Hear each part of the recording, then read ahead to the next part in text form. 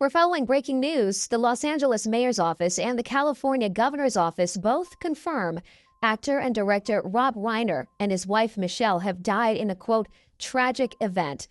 Although Rob and I do not see eye to eye on certain matters, hearing that this happened to him, I genuinely feel a deep sense of regret. So pictures you something like, I can't remember what it was the time I was having a small attack. What do you say to the critics? You get this all the time because you made a joke about it yourself. These words were said to have appeared in a short post titled Clint Eastwood on the X platform not long ago, before disappearing after only a few dozen minutes, as if they had never existed at all. This was because the statement stood in complete contrast to the image Eastwood has maintained for more than half a century, a silent icon of Hollywood, so private that he has rarely expressed personal emotions, and has certainly never left behind such heavy or emotionally charged remarks on social media, especially at the age of 95. Shortly afterward, public attention swiftly shifted and converged on Rob Reiner, as almost at the same time shocking reports emerged that he and his wife had been found dead in their private residence, causing layers of suspicion to overlap and making it difficult to determine what was mere coincidence and what might carry deeper implications. The fact that the name Rob Reiner became the focal point was far from accidental, because for a long time he and Clint Eastwood have been regarded as two directors, two producers who embody nearly completely opposing filmmaking philosophies within Hollywood, both in their methods of working and in their fundamental ways of viewing the world. And before we begin today's video, leave us a comment and let us know. Do you enjoy Clint Eastwood's films more, or Rob Reiner's?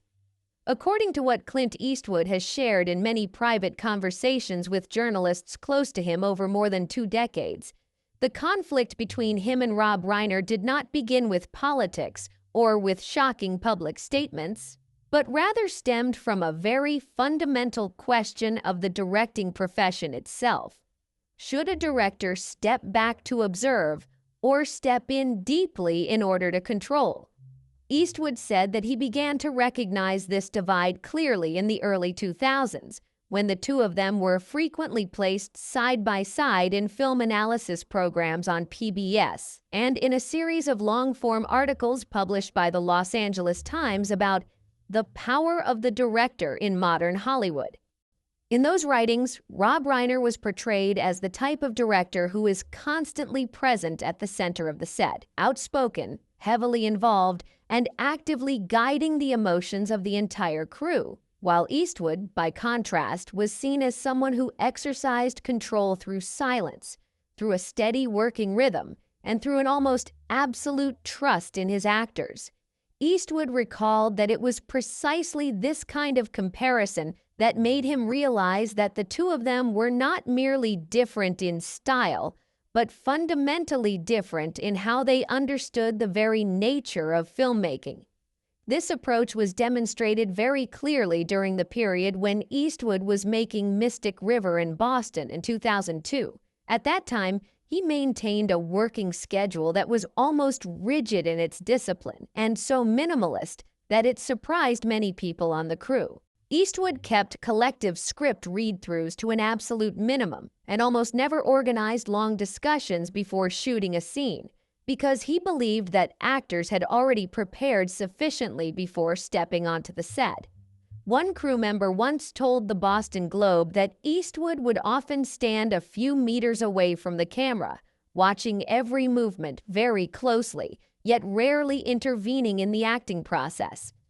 When a take ended, he would simply nod, signal to move on to the next setup, or quietly walk to another position, without delivering lengthy analyses or explanations.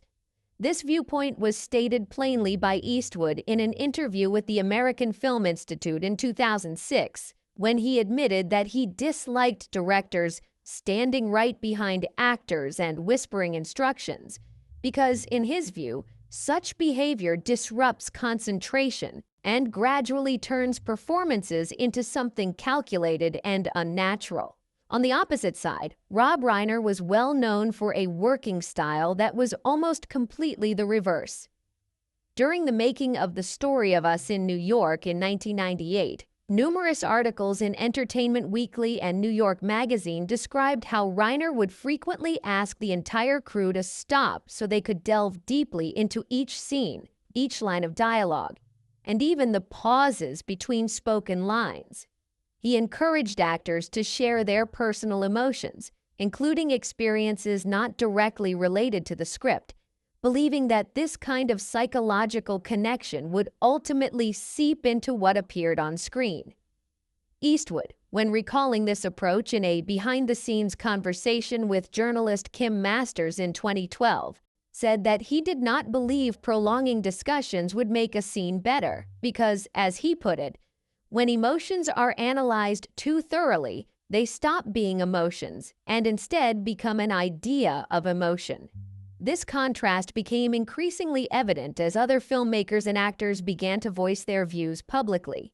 Sean Penn, who had worked with Eastwood on Mystic River, told The Guardian that he greatly appreciated the fact that Eastwood did not impose performances, instead requiring actors to take full responsibility for their own choices.